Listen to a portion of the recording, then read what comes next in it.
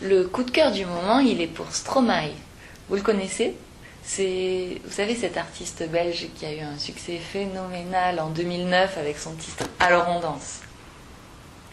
Ben là, fin mai, il a fait un truc marrant pour la sortie du premier titre de son dernier album. En fait, un matin à Bruxelles, on l'a vu qui marchait, qui déambulait dans la rue, avec l'air d'avoir pris une cuite, d'avoir trop bu, il titubait, il criait. Et parmi les gens qui étaient là, beaucoup étaient plutôt indifférents, ils le regardaient, certains l'ont pris en photo sans trop l'aborder. Il y en a quand même quelques-uns qui ont essayé de l'aider, comme 3 policiers plutôt sympas et compréhensifs.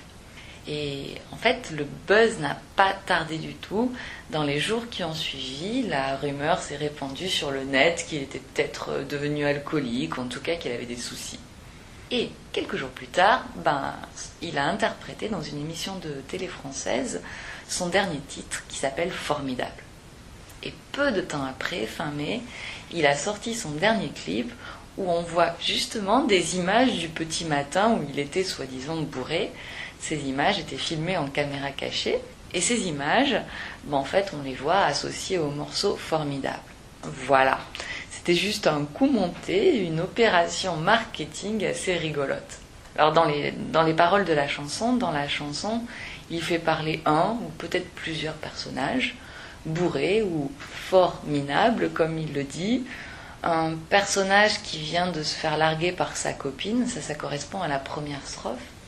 Et dans les 2 autres strophes, le narrateur apostrophe 2 autres personnages, un homme marié, heureux mais visiblement infidèle, à qui il dit que ce bonheur est fragile, et puis aussi un enfant à qui il dit crûment la vérité sur, on va dire, la vie amoureuse des adultes. Et il y a ce refrain avec le jeu de mots entre formidable, génial, et forminable, bourré, ivre, où je trouve qu'on distingue des accents dignes de Jacques Brel.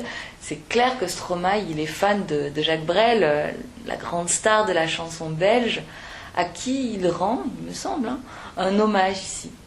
Et en définitive, en quelques mots simples, on dirait qu'il évoque la souffrance de ceux qui boivent trop et dont on peut se moquer parfois, ou qu'on peut regarder avec indifférence sans chercher à les comprendre.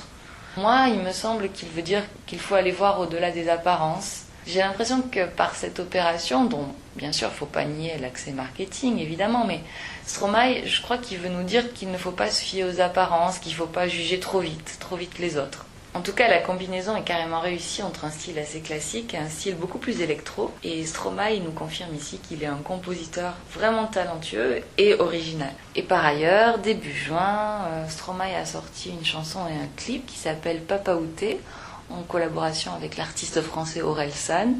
C'est très différent de Formidable, c'est très dansant, drôle et sérieux à la fois. Du Stromae à 100%, je dirais.